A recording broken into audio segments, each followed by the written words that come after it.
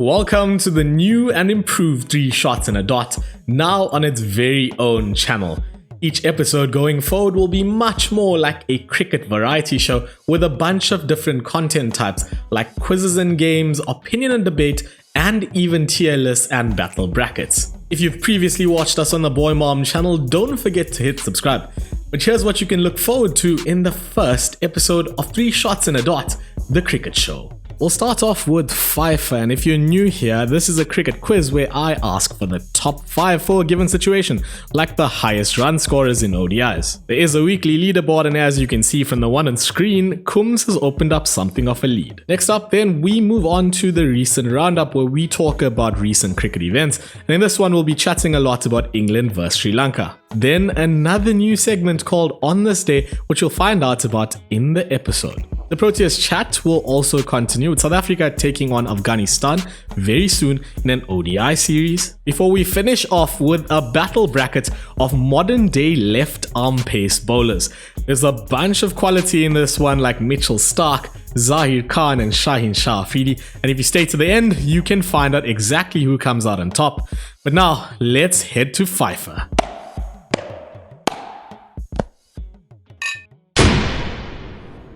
So as you guys can see, the FIFER leaderboard is on screen, and we start off right here today. Of course, the boys are back with me, and it's all 4 of us here again after all those fantastic comments that we saw in our little comment section of the previous video. If you haven't checked that one out, it is, as I have recently found out, somewhat controversial, so you can check it out. But for the non-FIFER question, to start off this session, South Africa's next series is against Afghanistan, with all 3 ODIs being played in Sharjah. The highest number of runs that any batsman has made in his career at Sharjah is what I want to know. Inzamam ul Haq is that batsman with the most career runs at Sharjah. How many did he get in total? Now, if any of you get within 10% of the correct number of runs, I'll give you a bonus point for absolutely free. So since Kums leads our standings, we'll start off with you, Kums. Give me a number. 925. Kums goes 925. Divi next. I'm going to go, I don't think he's played a lot there. Maybe 650. Okay, and then Kuf? I'm gonna make a strategic guess here. Go somewhere in the middle. Let's call it 840. So what I have to say, boys, is that as Divi said, he didn't play too many matches there. He was completely wrong. This man played a ton of cricket there and in fact scored 2,464 runs at Sharjah. So a brilliant start to the day. Unfortunately, none of you got within 10%. And that's the only reason I truly included that incentive. So we'll go in our order today, which is Kums, then Kuf, who splits it down the middle, and then Divi. Of course, that is the order for steals. If you don't know what I'm talking about, check the rules out in the link above one of our heads. So none of these questions are entirely easy, but the easiest question first for Kums. Can you name the top 5 batsmen who have scored the highest single innings score in an ODI? Rohit Sharma. Number 1, ding ding, Rohit Sharma. Shubman Gill. Not it. Okay. I'm going to go with Ishan Kishan. Ishan Kishan is not it. He is number 8. So we only left with people that scored like 230. That's your decision to make. Yeah. Okay. Chris Gale. Chris Gale is number 4. Ding ding. Martin Guptill. Martin Guptill, number 2. Ding ding.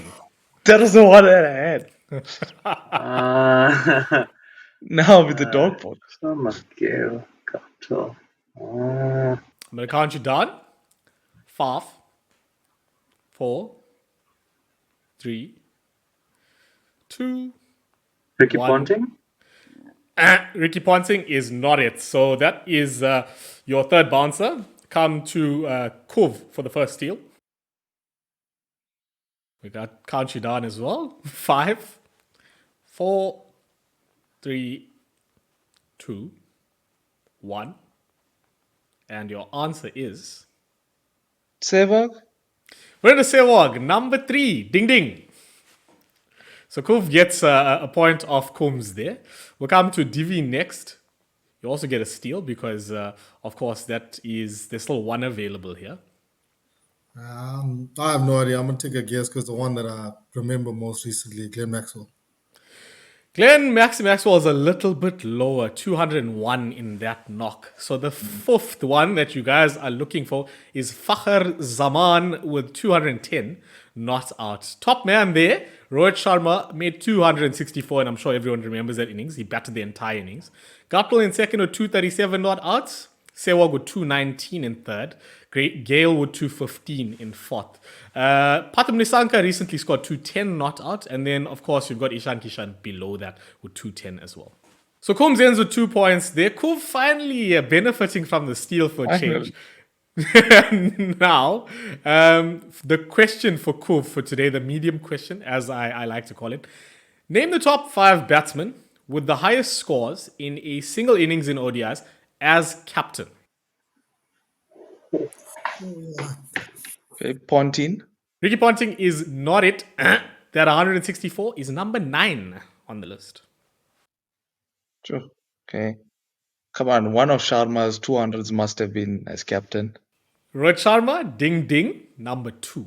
Oh, number 2. Wow. I'm not going to tell you which of his 200s that was. Azruddin must be up there. No, he's not. That is the second bouncer. Are all of them like regular captains? Or did someone like captain for a few games and just smash? Well, yeah. Well, that decision is yours to think about.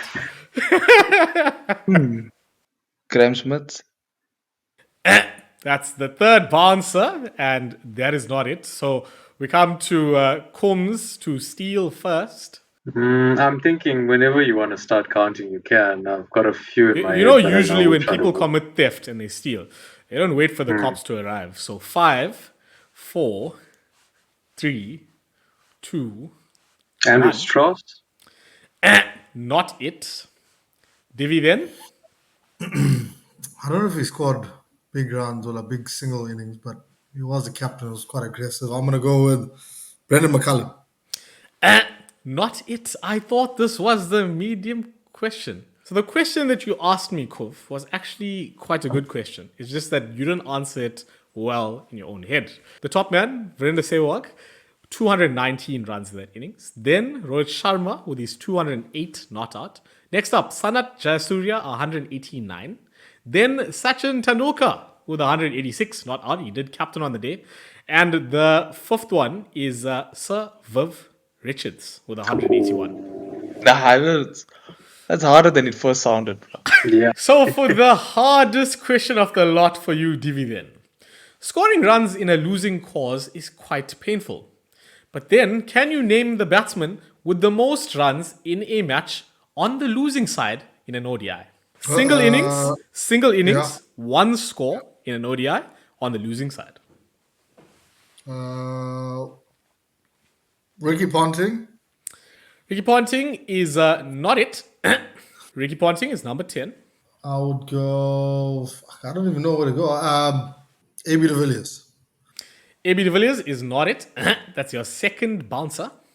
Joss Butler. Joss Butler is not it. Not in the top 10 even. That is your third bouncer. First steal then. Kums. FIFER Zaman. FIFER Zaman is number 2 with 3 I remember in this. that match that. against Yeah, South wow. Africa. In that match, exactly in that match against South Africa. Okay, we'll come to you then, Kuv, next. Let's just go with odds. Tendulkar? Sachin Tendulkar is number 5. Ding ding. So, for the first time in FIFER history, I think it's the first time, Divi ends with -2. The 5 in this hardest question. Number 1, Zimbabwean cricketer Craig Coventry with 194 not out. Number 2, FIFER Zaman, as Kum said. Number 3, Matthew Hayden with 181 not out against New Zealand in 2007. Followed up by Evan Lewis's 178 not out against England in 2017. And then, of course, Sachin Tendulkar with that 175 versus Australia in Hyderabad in 2008. So the updated leaderboard is on screen as you guys can see, and things are moving along fairly well. Cove has moved ahead of Divi into second now, but hopefully in the next episode the gap to the top gets a little bit tighter. So this is the recent roundup, and this is how we'll be covering all the recent news, at least when South Africa is not playing. Now, in recent times, the CPL has been going on alongside some of the international cricket. Of course, the CPL is slowly heating up. The Guyana Amazon Warriors currently top the table, but of course the standings are a bit skewed at the moment because all the teams haven't played the same amount of games. The St. Kitts and Nevis Patriots, however, have been shocking. They've taken just 2 points in their first 6 matches, and surprisingly so, with Kyle Mayers and Evan Lewis being in the top run scorers, whilst Henrik Nortje's 10 wickets leaves him at the top as well. So not going great for some teams in the CPL, but hopefully as it gets a bit more into the deep end of the season, things will get a little bit brighter for some of the lads. Now, of course, England have been playing Sri Lanka very recently in that test series, and that one ended in spectacular fashion, with Sri Lanka actually winning just their 5th test in their history against England on English soil. Pathum Nissanka playing really well in that final innings. What did you boys make of Sri Lanka's performance against England? No, I was quietly impressed. I mean, in all of their innings, they never got steamrolled. I think the lowest they scored was 192 in 3 tests in 6 innings, which is decent. They had majority of their scores in between 250 and 300, one score of 300 plus. It's just that baseball got them at the end. I mean, they batted relatively well, and in that last match, I was glad to see them get the win. Yeah, and I think it's funny that you say baseball because they baseballed baseball. Yeah, exactly. I was watching the first innings, opening day of the test match, usually where, you set the tone, and Ben Duckett and Pope were going at it. Duckett made 86 and Pope made 150. It looked signed, sealed, and delivered. That match was over from the get go, and even the manner in which Duckett got his 80 odd and Pope got his 150 odd, it was at a good clip. And then to come back from there, I think Sri Lanka deserve a lot of credit to pull the game out of there. And I think it also speaks to Test cricket that it's a game of sessions. So you could lose 1 or 2 sessions, but really come back because it's a 5-day game. No, I agree. I agree with what Kuz said in terms of the way Sri Lanka competed. I mean, it wasn't a series where they were embarrassed. They can hold their heads up high. I think the biggest differentiator, between the two teams was probably Joe Root. I think a lot of runs that he scored, it was very important to the series and probably was the difference maker. I think if they get Gus Atkinson out in the previous test, then could be looking at a different result completely in terms of the series. But yeah, they batted well, they bowled well, fielded amazingly. I mean, it was a great catch to get rid of Harry Brook in the last Test match as well. But I don't know. I think it sort of brings up the question of, is baseball working? I don't think that Sri Lankan side is a world beater per se. They're a very good side, but people have been hyping up baseball as revolutionary. Yes, it is from a spectator perspective, but does it translate into actual results? And Mm. a guy like Harry Brook, who's been in great form, and then he's gotten starts in this Test series and thrown it away, playing shots that you we shouldn't be expecting to see in Test cricket, and the same can be said for a couple of other guys like Ben Duckett as well, giving it away a bit too cheaply. So look, it's exciting cricket to watch, but is it the way to go forward? I don't know. Mm. I think something we mustn't forget with baseball is the effect that it has on the opposition. Because the way that I look at it, if England are scoring runs as quickly as they are, it leaves more time in the test match for things that are, let's call it, unknown.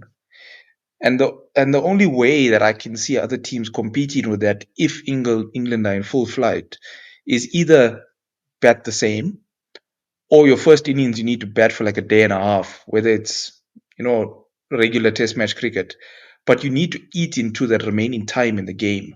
Because how often have we seen in this baseball era that matches are over in 3 or 4 days? How often does it go to the last day? So opposition teams need to find a way to make up that time difference. So it's interesting, and I don't know how teams are going to do that. They've got to play to their strengths. Obviously, like you say, in Sri Lanka are not world beaters, so they can't go toe to toe. But other nations might be able to go toe to toe with them at scoring as quickly as England do.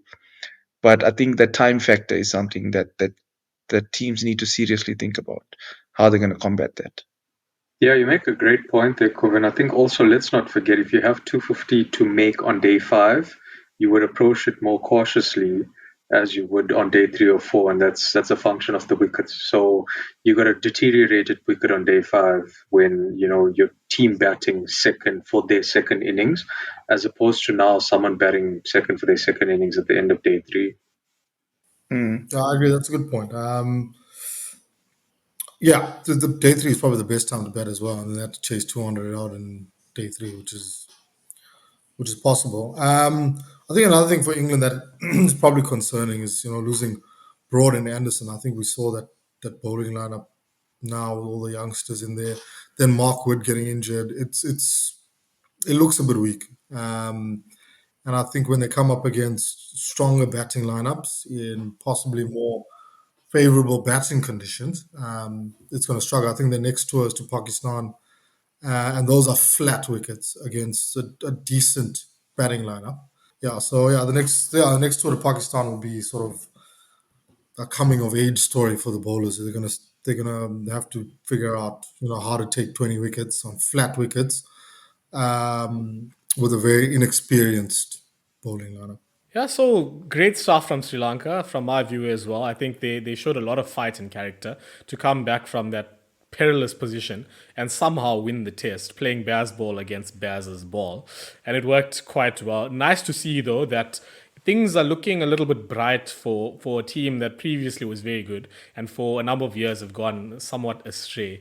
They've got quite a few young-ish players that are performing now, and it'll be fantastic to see it going forward as well. Now, England next take on Australia in a white ball only series, and there's a few other things going on, like South Africa's series that we'll get to. Of course, the Vitality Blast finals coming up pretty soon. Surrey take on Somerset and Gloucestershire take on Sussex. Of course, if you do want to see some other Surrey action in gaming format, maybe check out the channel's Cricket 24 career mode as well.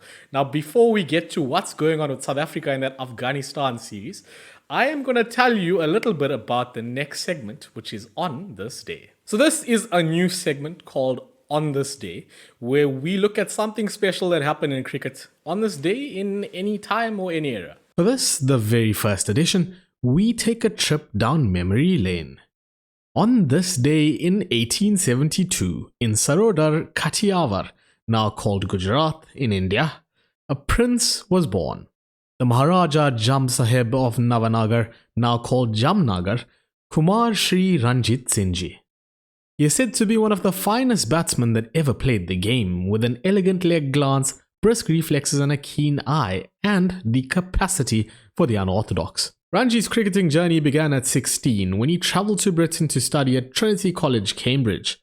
Later, he played for Sussex, scoring 24,692 first-class runs in 500 innings at an average of 56.37, with a further 989 test runs at 44.95 for England. Yes, despite being Indian, he represented England in international cricket, making his debut against Australia at Old Trafford in July 1896 and becoming the first Indian to play Test cricket. He was the first player of colour to represent England, scoring 62 in the first innings and 154 in the second.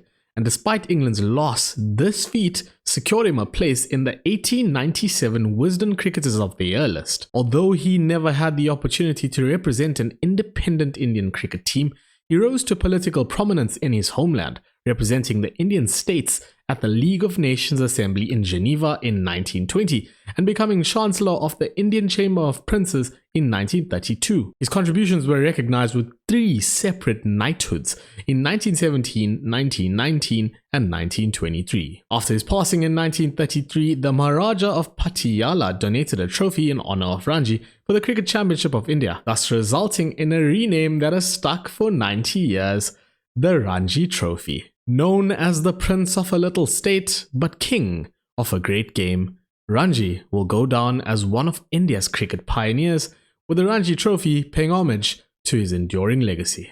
So, lads, how many of you knew that Ranji was a prince? I thought he was a village cricketer that didn't get recognition. That got knighted. Way. Yeah, no, I thought it would have been they named it after some politician's son or something. I don't know the exact backstory as to what Ranji Trophy was named after. So Yeah. that's cool. I mean, that's amazing. That's a great story. Unfortunately, ended up playing for England. Where that's when they probably started using Yeah, mercenaries from all over the world I thought it to. was like a stereotypical thing, like you won't call it the George Trophy, just call it Rajesh or Ranji or to make it sound Indian. yeah, I mean, in India's colonial political past, at the time, it was said that they sent princes across to England to learn how to play cricket because it was aristocratic. They wanted to make them into better characters like the Brits. Ultimately, to what they proposed was divide and conquer. So there's a whole lot more to the whole concept, but great stuff for them. Ranji represents a very important player and person in Indian cricketing history, and of In the story course, that you're saying, did he only start playing cricket at 16? I assume so because that's as far as we know. So the crazy thing is, in every season he played domestic cricket for Sussex, he scored 1,000 runs in the calendar year, doing 3,000 in 3 different seasons, including in the year he retired. He came back as this old chubby guy. He played just one innings, and I think he scored something like 26 at a strike rate of about 9 in his last game. Very unfitting of the man, but Nah, I don't 24,000 trust runs in those. 25 years. Nah, he sounds like he's a Pele of cricket. Both goals, both runs. Well, I How would the believe, whole 40 I would they were agree with writing that, the but police. the difference here is these things are in the annals of cricket recorded in the UK, not Well, in India. he played for Sussex, so yeah, I was also Wow. going to think that he's playing in the backyard with his brothers and sisters. But But yeah. what I take out of the story, like I said, boy, mom, that he came back who is old and chubby and probably half blind. And it means that we all Oh, got whoa, whoa, hope. whoa, whoa, whoa, I have to say one more thing. You are entirely correct when you say half blind. He was shot in one eye prior. Bro, So he played with bro. one eye. He played with one eye in Better, his final bro. match. Yeah. Then there's a chance for me to make the South African next World Cup side for I mean, with our new route for South Africa selecting a bunch of old players, which we should talk about right now, South Africa and their selection for Afghanistan and then for Ireland. It's going to come back to what we've been saying, boys. The same old nonsense. Mixed match squads, some players included in the first series and they're not in the second. What on earth is Rob Walters doing? Now, we spoke a lot about this in red card, green card not too long ago, and we tried to kick some of these lads out the squad, or at least we hoped that they wouldn't be. I said beyond 14. Riza was mentioned, Rassi was also mentioned. Of course, Rassi isn't in the squad, but he will be in the next squad against Ireland. But for now, South Africa take on Afghanistan. What do we make of this first ODI squad led by Temba Bavuma? My thing is why, we went on this point many times that you should be trying things now in this time. The Temba has been battered and dragged through, the dirt as well as Risa for their performances. But why bring them back now? I mean, what are we trying to achieve with them by bringing these guys that are at the end of their careers into, back into the squad? So yeah, that's just baffling for me. I think for me, I'll go sort of a different route. I'm happy with sort of Riza and Temba and the 50 over stuff. You've got Markram there as well. And then we've got some young batters around them with Tony DeZorzi and Tristan Stubbs and Carl Rain. Where the issue that I have is I understand you're trying to build squad depth, fine. The way they've done it with the batsmen, they've got 3 experienced guys and a few inexperienced. I'm happy with that. The bowlers, you cannot drop every single Mm. Mm. experienced bowler and then hope for the best. I mean, Lungi, yes, is experienced, but he hasn't played a lot recently. He's been injured. He's been in and out of the side. So in sort of the short form, when you start disappearing, it's not like back in the day where you probably only disappear in the last 10. You could be going, for runs from the first over. And with Mm. these guys, you got no one to turn to and say, listen, what do you think I should try? You know, where should I bowl to this guy? Where should I go with the bouncer? Should I go, with the slow ball? What sort of length should I get? What should the lines? There's just no experience, and that for me is the more worrying thing. I would have liked to see, because let's be honest, these guys haven't played a lot of cricket. The likes of Marco Janssen, and you probably put Nokia in the mix as well. But I don't think he's in 50 over cricket anymore, is he? We don't know. We don't know because Not No, officially or not unofficially, but officially. Yeah. it's on. But Yeah, they haven't exactly. played a lot of cricket for them to say, listen, we need to be rested. You know what I Look, mean? look. The Mhm. on Marco, they previously told us that he was being rested and all of that, but I picked up very recently that I think he actually has a little niggle now, which occurred, funnily enough, while he was in America. So he was being rested but picked up an injury, the most farcical thing you could hear. And Look, of course, yeah, Gerald is also injured as well. KG is probably getting a well-deserved break for a change. So I don't disagree with not playing KG, but Kesh seems evergreen. Go ahead and just exactly. include him in the squad Yes. so that he can be there. At least as one senior head in terms of the bowling units. Again, Lazard Williams, we're persisting with this. And for me, I don't like the thing about you bring in Quena Mapaka against the Windies, a very good T20 side, and then you give him a no chance against two sides that you would expect South Africa to perform better against.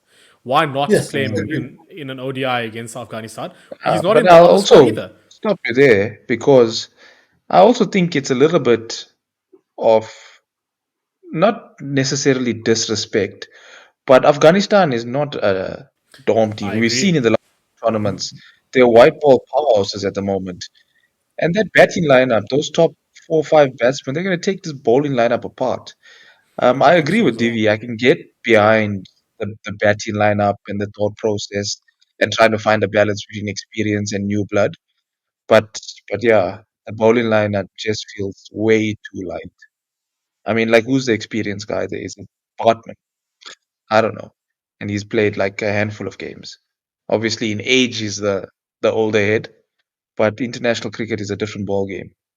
So yeah, no, I 100% agree with Divi's sentiments here. On the plus side, though, as I mentioned with Quena Mapaka, the nice thing is Ngaba Peter has come back into the side, and of course, Andile Samalane is included again. So nice to see some fresh young faces coming into the squad. I think Samalane has done well recently in SAA cricket.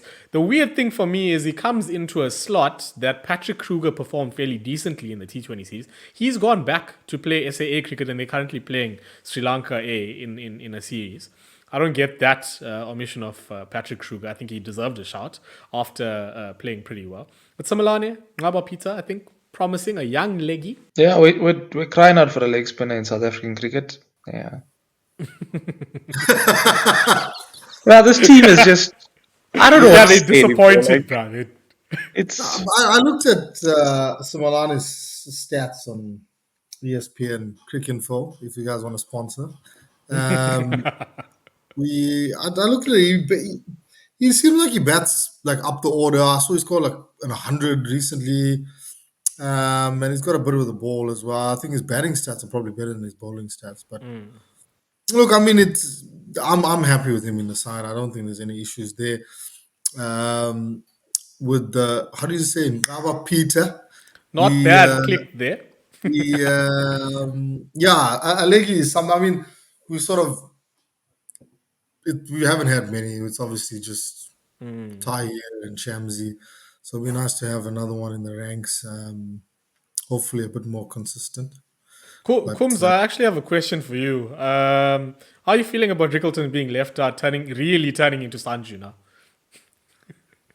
No, it's the same thing, man. I think we've also made the point in the past that sometimes youngsters come into the side and they're not given enough of a chance. So what that happens is they become scared. They become scared to perform because you're more afraid of getting out because you know you've only got these 5 matches to play, and if you mess it up, you need to wait another year. You need to go perform on the domestic circuit and come back.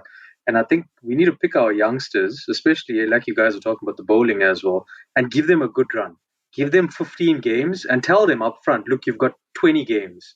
The next 20 games you're going to be in the squad. You'll probably play 15 of them and go out and play your best cricket, because even the best of the best go through dips of form.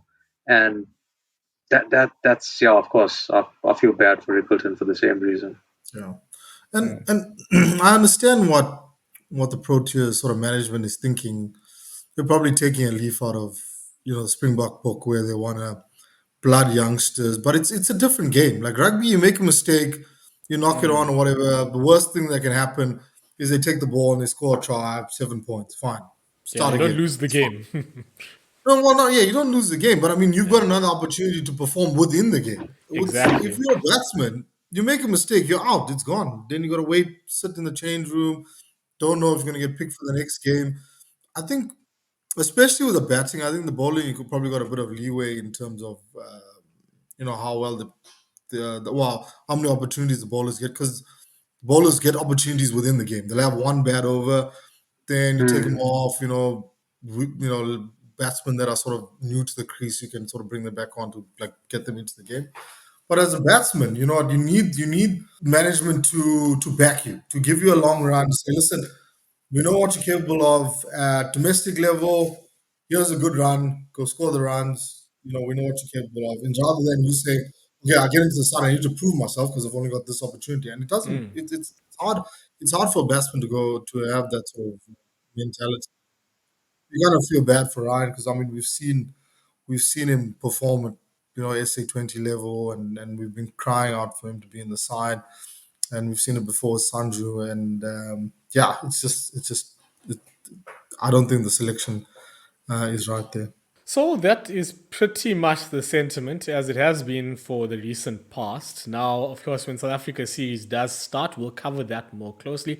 But today we are going to end off with a little bit of a new thing. So this is, of course, bracket fights or battle brackets. And today's topic is left arm seamers in the modern day. Of course, we do all agree that Wasim Akram was just simply legendary. So we've excluded that era of cricket, Shaminder Vas and the likes. We've gone for the last 15 years, and this is the top 16 in all formats put together. Of course, some of the minnow countries and the minnow players have been excluded. To leave you with this, a pretty fierce, intense battle of the best seamers in all formats. So now we're going to decide who comes out top. Bolt, hands down.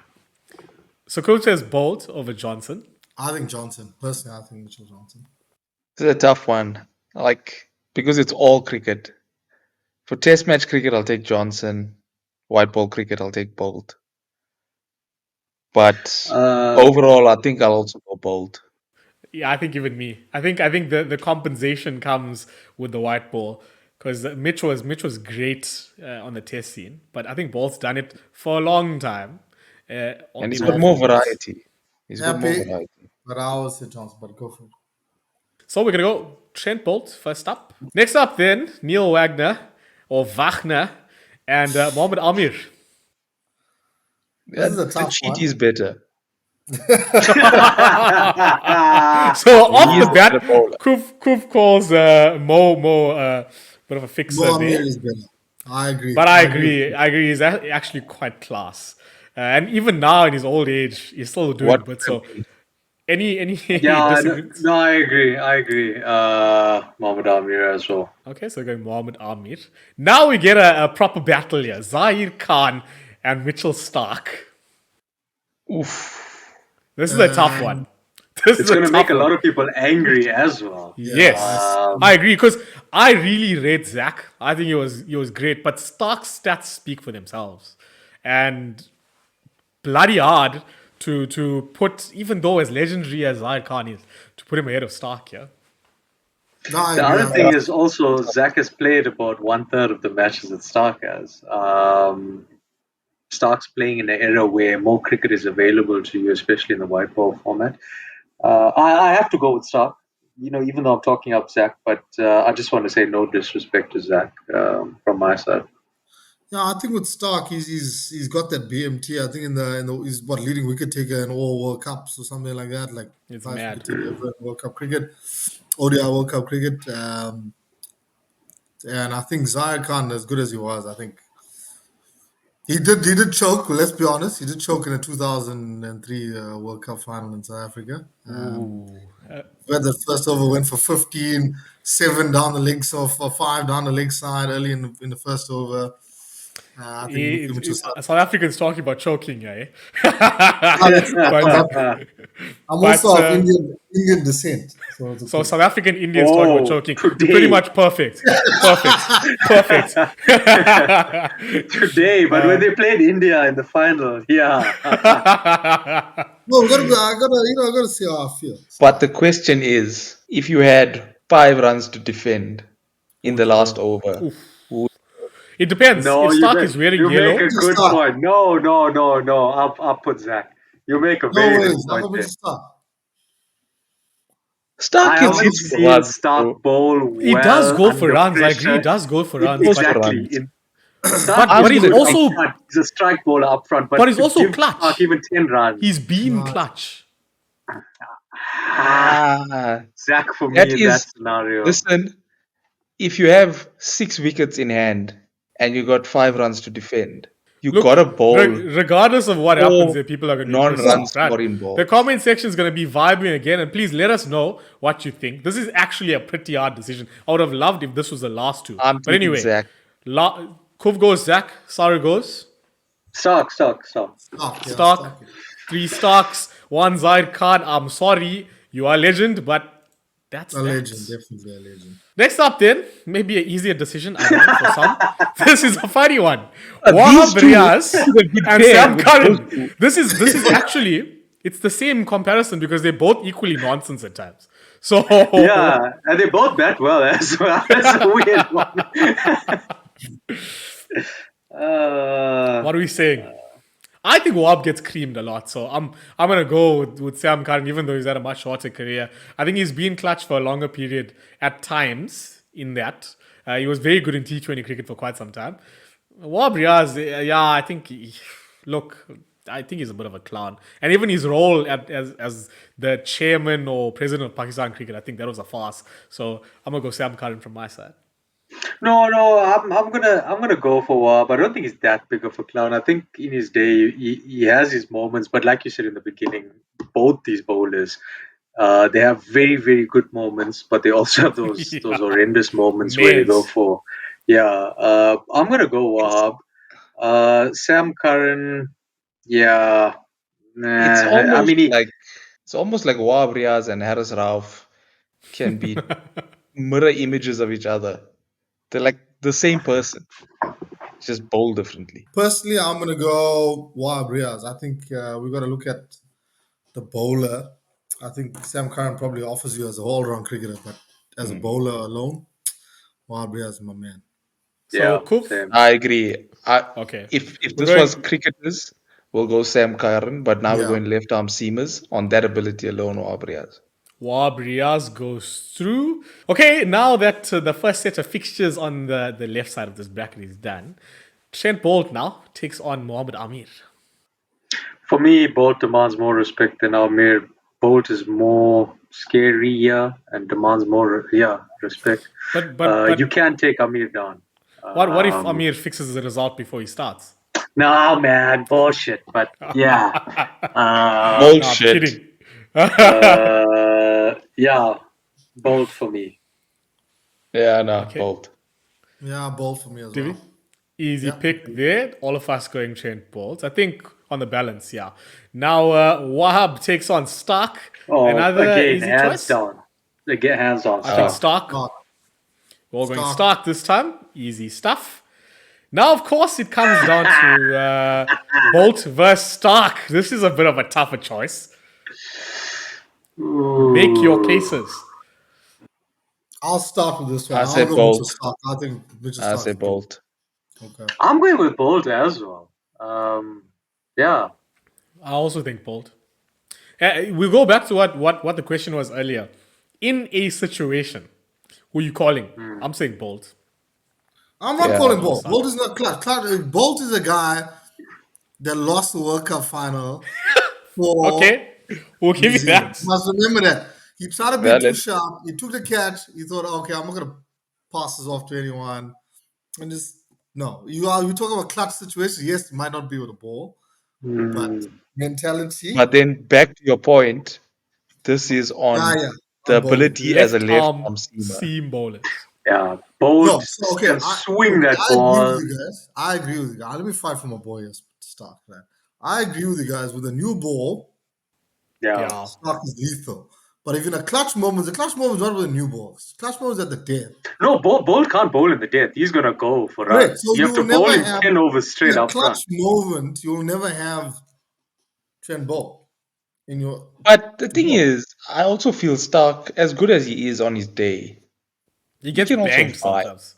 Yeah, he gets banged, yeah. And the Bruh, like difference is Bolt can win in the you a last game World right Cup, up he was front. going for 30, 35 runs plus on a regular Yeah. in the last And T20 this is World Cup. all formats, eh? So And for whatever that me, I means. remember a lot of innings where Bolt has changed the game, even though he only does it in power play, change the game up front. Let's call it T20, bowls 4 overs up front, takes 3 wickets, gives 5 runs or 10 runs, and the game's over before it's even started. I Yeah. don't remember that many scenarios with Stark like that. Like, I feel like this conversation, if the randomizer had thrown things out a bit differently, could have easily been the last two. It's Either personal way, preference at this yeah. point. Okay, so just off the bat of it being 3v1, I mean, a tough decision yet again. But Yeah, I'm Trent happy. Bolt Yeah. it's not like you can exactly look down on picking Trent Bolt over Stark. He's a great cricketer, they both are. Trent Bolt moves on. And now we start off on the other side with Shine Shah Freedy versus James Faulkner. Remember him? No, man, Shine. Shine. Fine. I'm gonna go Shine as well. Just that Faulkner has done pretty well in terms of the stats, so I had to include him in fear of us leaving out one that deserves a little bit of Look, respect. speaking Good of Falcon, he's T20 a great bowler, cricketer. but Great cricketer in general. yeah, Good Yeah, as a yeah. I yeah, mean, yeah. and a great Yeah, he batsman, was an but not all-rounder. So yeah, not a great out and out left arm quick in comparison to some of the better ones here. So we're all going Shine Shah Freedy. That will be that. Next up, then Josh Little versus Junaid Khan. Junaid Khan. I think so as well. Hey, Josh we look Little at just Josh Little hasn't like he had hasn't enough. played, a lot, but he's been around for a long time. He's been around for at least 8 years now. Yeah, Mm, but I mean, mm, he mm. hasn't had the opportunity to express himself as well. I mean, if you look at the tournament cricket, I mean, he's done okay, but on the international stage, I think all of these bowlers are going to trump him just because of the exposure that they've gotten. I think maybe we look back on this in some years, it'll probably look a little bit different. Giving Josh is definitely going to get a few more shots here than everywhere now because obviously the Minnows are playing more cricket. Ireland are definitely going to be playing more cricket, and over and above that, he's going to get more opportunities in the T20 circuits and otherwise. So I think then might be fine. But for now, Junaid Khan. Happy. All right. Yeah, I just want to make a point. I also feel a bit bad for Josh because remember, you bowl in partnerships like you bat. So Junaid Khan would be bowling with Pakistani fast bowlers. So sometimes what you see is the other bowler doesn't take wickets but applies the pressure, and then Junaid comes in because batsmen are trying to take him on, being the lesser of the bowler. Now Josh Little in that side, who's he bowling with? Mark Adair, who's goodish, but Yeah. still, you can take them both down. In fact, Junaid Khan was bowling with Mohammad Irfan, who was just a little bit lower than the top 16 on this list. Also, a left arm quickie, very tall, as we remember. But yeah. Next up, then, Walid Wayne Parnell versus Mustafizur Dafiz Rahman. Look, I think as a South African, you wanna back Wayne, but for him, for me, he was the biggest waste of potential. He had everything. Yes. Yeah. He had the pace. He Yeah. had the ball. He got the ball to swing back. I mean, he was just he was a good cricketer. Just wasted it. So But inconsistent. so Hmm. inconsistent, and I think based on that, But I also uh, think that he was good, but I think he thought he was great.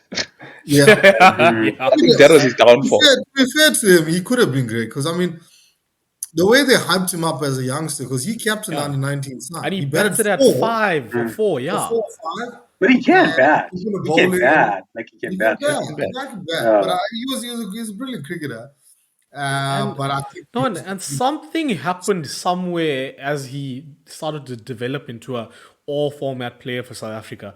When he started off, he had that very high head action like Sean Pollock, very upright. into the crease as he bowled, and then he became skiddy and lost a lot of what was working for him. So I don't know. I think failed potential, decent cricketer overall, but I think Fizz for me much better. First, happy. Yeah, first. So I think let's give him credit for the comeback Yeah. because that deserves a lot. He disappeared for a Yeah. long time and then he Whole came pack, back. You yeah, know, and he came back, yeah. at the end of his career, banging back in the SA side, but yeah, still Fizz for me. Next up then, Shariful Islam, up and coming Bangladeshi pacer, and David Willey. Yeah, it's a tough one. I mean, Willey wasn't It's a exactly tough- It's special. tough at the bottom end of the barrel. Yeah, I Yeah, agree. personally, I'll go David Willie. Myself. He's played a I think lot of T20 stuff in- Shariful in might, time. like I said with Josh Little, I think in a couple of years we might look back on it more in the Fizz light, but I think he needs to do more before we take him absolutely seriously. There's others in that class that are just in and around it, like probably even better, Arshdeep Singh, Marco Janssen, that are there. It's just he's played a little bit more than them and made this battle on a few more wickets. Goes back to what I was saying about the minnow, and I think Shariful also has that. Willie swings the ball amazingly up front, and sometimes you see more often than not, actually, he would only bowl 50 or 60% of his overs because they don't want to bring him in the back. And being in the England side, you got the luxury of doing that. But Shariful, unfortunately, in Bangladesh, you play as a bowler, you need to bowl even at the dip. So yeah, I think I have to go Willie, but just keep that in mind, I guess. So now we have a Pakistan battle here. Junaid Khan versus Shaheen Shah Afridi. Junaid Khan was great, but I think Shaheen Shah Afridi is right up there with the best bowlers in the world currently. And on that, I'm going to kick it off with Shaheen. Same. Yeah, enough Yeah. said, Shaheen. Boom. That was a quick one. Shaheen, the better of the Pakistani quicks there. Now the Fizz versus David Willey. And I think we can make another quick decision, yeah? Fizz. Fizz. There's- That's the Fizz full house. Fizzy Bublech now comes to take on Shaheen to make the final. I think this is again, even though Fizz is pretty good, Shaheen definitely stands out. Yeah, Yeah. for me too. And This is quite unfortunate that the auto shuffle put the seeds the way they were, but this is what we've got. There was no bias in this selection, completely randomized. Now Shaheen Shah Afridi moves on to a final between himself and Trent Bolt. Now, boys, what happens here? Tuffy. This is really tough. I Toughy. agree completely. I don't know, maybe it's my Let's personal break it bias. down. Let's break it down. Let's break it Okay, down. go for it. Top of the innings, who you want to bowl? With a new ball swinging. Bold. The thing is, I could argue for Shaheen here as well, though. I Because could when argue he's for on Shaheen it, as well. when he's on Listen, it, bloody hell. Shaheen's got more pace, more bounce, and he swings the ball. So, I mean, Yeah, but that makes him a more all-rounded bowler. Bolt. Now what we're saying is Bolt swinging ball up front. Bolt. Flat yeah, pitch. but I mean, if you got the pace and the bounce, It just makes you're it, more we're not judging this based on degree of swing. We're just saying in that opening phase. No. I'm saying that we just answered it for ourselves. That Shine is probably more versatile as a bowler than Bolt because if the ball's not swinging, then Shaheen. Bolt's a bit of a problem in that case. Who you think's T20 power play? Both power play record speaks for itself. Yeah, But agreed. again, So- conditions, right? Wickets, conditions. Second scenario, who you want to line up? Virat Kohli.